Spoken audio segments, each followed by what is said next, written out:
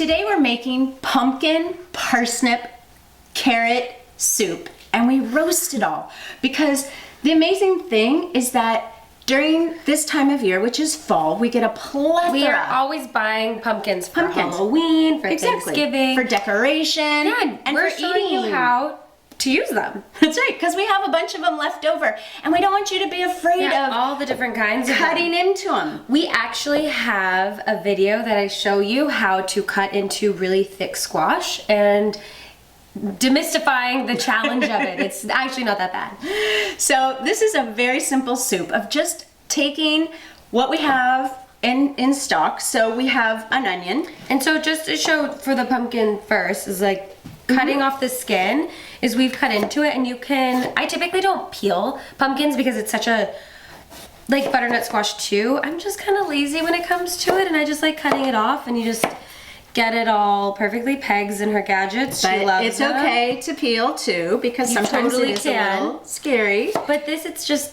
and having a sharp knife is really all the difference. That's the number one thing that I say, is that sharp knives make all the difference when it comes to cutting these thick skin squashes. So these, what we're doing is we're going to cube them, and we're going to put them in a bowl. So we don't really have, it doesn't have to be perfect, but while Meg has those cubing up, all I did was take an onion, okay, and I've got 2 cups of onions that I'm going to add a little bit of olive oil to my pan. Okay, and you can use coconut oil, you can use ghee, whatever flavor, you know, floats your boat. And I'm just gonna put these in, and we're just gonna cook them down a little bit. And those are finely diced, but they don't have to be as finely diced because we are gonna be pureeing this soup. You just want it all like uniform chunks. Exactly, and then what I'm gonna do is I have 3 cloves of garlic here, and garlic comes in all kinds of shapes and sizes. We're very heavy-handed with our garlic, so you get to choose the flavor of this soup. Which one? If you have smaller garlic, just add a couple more in there. And so all I'm doing is just crushing it, because like Megan says, we're gonna be just pureeing it. So I'm just rough chopping it, like smashing it. And I don't even chop it after, I just smash it and throw it in. Yeah. I like to release some of the flavors a little bit. Yeah, that's why you smash it. And so we're just gonna take this, cook it down. I'm gonna cover it. I'm a little top here. And we're gonna cover it, let it cook down. And while that's cooking down, let's talk about the roasting, how we're gonna roast the pumpkins, okay? So Meg, go ahead and put the pumpkin in the bowl. And this is about 2 cups. So we're taking anywhere from 2 to 4 cups of pumpkin. And so basically, and you'd say that's roughly one size, one of these? No, that's like half of that. So this is called, let's show them this. This is a sugar pumpkin. So you can make pies with this. They're a little sweeter than the everyday carving pumpkin, but you can totally use your carving pumpkin. And then this one is our favorite. It's called Cinderella pumpkin. And it's so rich in antioxidants. It's beautiful color. It's so good for our heart and our soul and everything else. And they're so pretty. Decorations around the house. Oh, they're amazing. Love these. Just roasted plain, they're delicious. And then we have your butternut squash. We all love butternut squash. We have our acorn squash here. You can stuff these too. And delicata. So super sweet. Whatever you have on hand that you have decorated with, any and all pumpkin squash will work. Use it. So then this is a parsnip, and the parsnip, like a white carrot. But it's not a carrot. No. There are white carrots though too. So all I've done is diced it up. And parsnips are also very sweet. So we're using we're kind of sticking to that flavor profile. And it gives it a nice flavor. And we're not seasoning this too much. All we're doing is just taking the vegetables and letting them stand out and giving the soup its flavor. Yeah.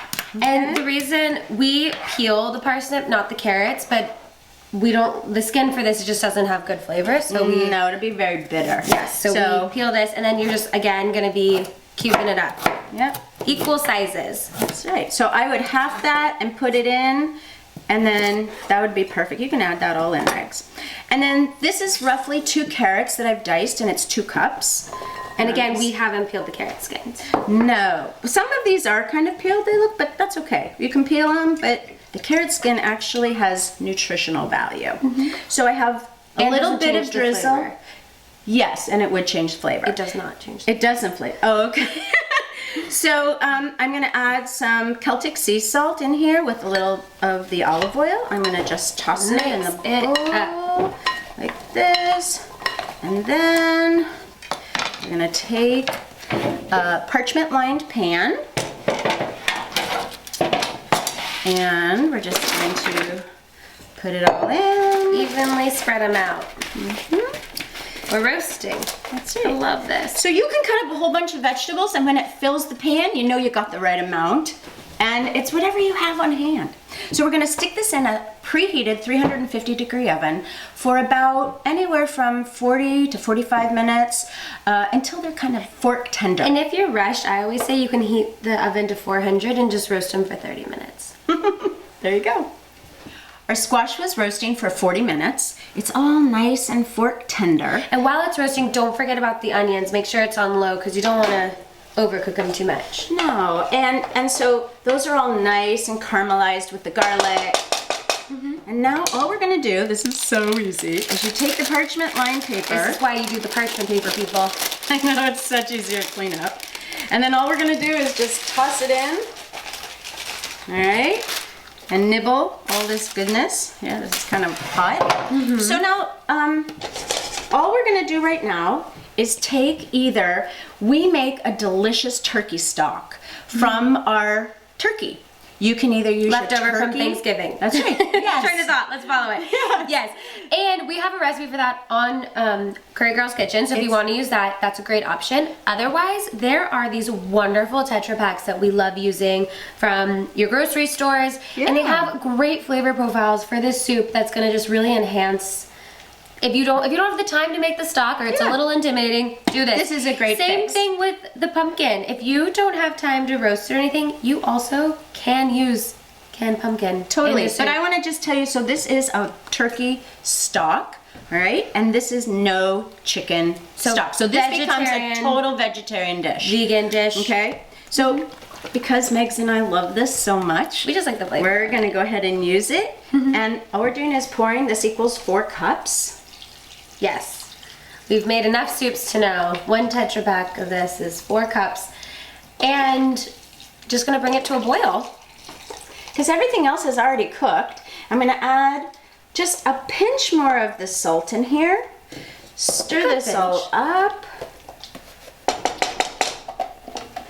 Cover it for about 5 minutes, To bring to a boil. and then we are going to puree. Yeah. All right, let's test this and see if it's all ready.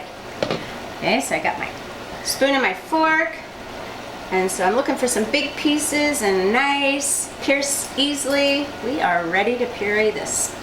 So we're gonna just turn off our flame. And we love using our immersion blender. Okay, be careful, this is hot soup coming. Let me just set it down right here.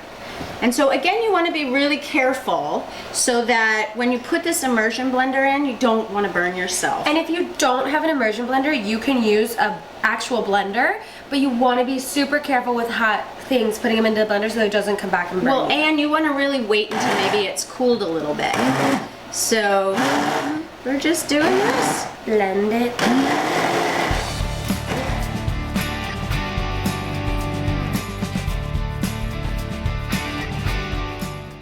Look at that nice thick soup.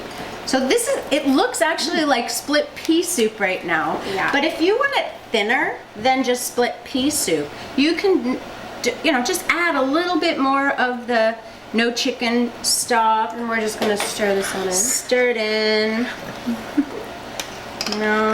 It depends. Again, this is the consistency that you want. So this is a perfect, if you're doing the clean cleanse, which we love doing that, this is a great dinner soup that you can have for it. This is just a great holiday soup. I love pairing it with either some grilled cheese or a nice bread. Or a nice salad, green salad with maybe some more squash on the top. Because we love our squash. If you have lots of decorations, you're gonna have lots of squash going on. So, all right, so we're just gonna ladle a beautiful. This is perfect, and I always love dressing it with a little bit Great idea, Meg. of olive oil. Yeah, just a little drizzle. And then you get to decide how you want to finish the seasoning, whether you want pepper or a little more Celtic salt or flavored salt. Yeah, you could do like a truffle. Oh, I'm all about that. So for this full beautiful recipe, you can go to CurryGirlsKitchen.com. You can follow us on Facebook, Instagram, Pinterest, Twitter, and if you don't subscribe to our YouTube channel, subscribe so you know every Wednesday when we make fun new recipe videos like this one. Let's try it.